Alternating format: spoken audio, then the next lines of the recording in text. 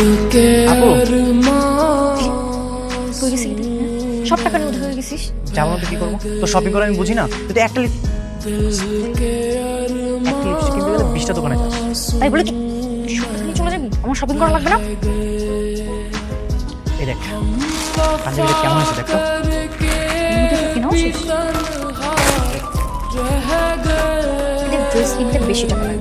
3000 টাকা তোকে দেবো মানে সমানে সমানে ভাগ হবে। 2500 আমার, 2500 তোর। আর অলরেডি আমি 2000 টাকাতে পাঞ্জাবি কিনে ফেলেছি। 2000? আচ্ছা ঠিক আছে, বাকি 3000 টাকা আমাকে দে। 3000 টাকা তোকে দেবো মানে 500 টাকা এখন আমার আছে, তোরে বাকি টাকা দেবো।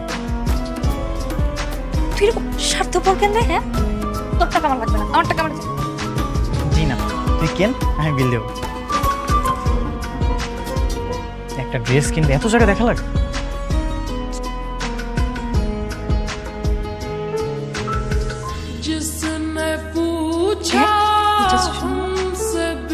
সুন্দর আছে, ভালো লাগবে তোকে।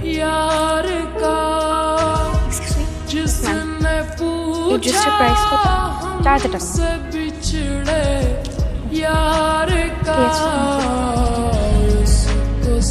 বাজেটে তো হচ্ছে না। আপনার বাজেট কত ম্যাম? তাহলে ওই প্রাইসের মধ্যে কিছু দেখেন।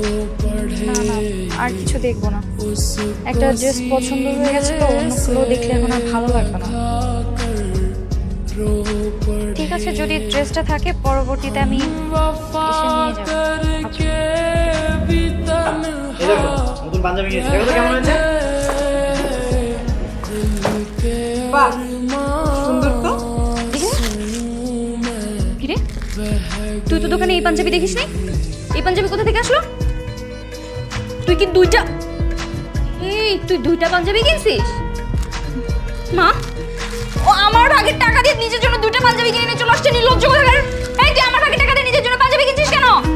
কি রে, ও কি বলতেছে? মা, আমার টাকা দিতে বলো।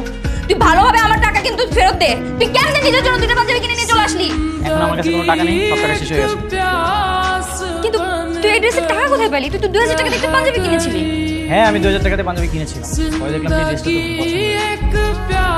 তারপর সেই 2000 টাকার পাঞ্জাবিটা ফেরত দিয়ে 1000 টাকাতে একটা পাঞ্জাবি কিনেছি। আর তো 4000 টাকা বাকি ছিল, সেই টাকা দিয়ে তো পছন্দের ড্রেসটা এনেছি। আর শোন আপু, তোর ভাই স্বার্থপর।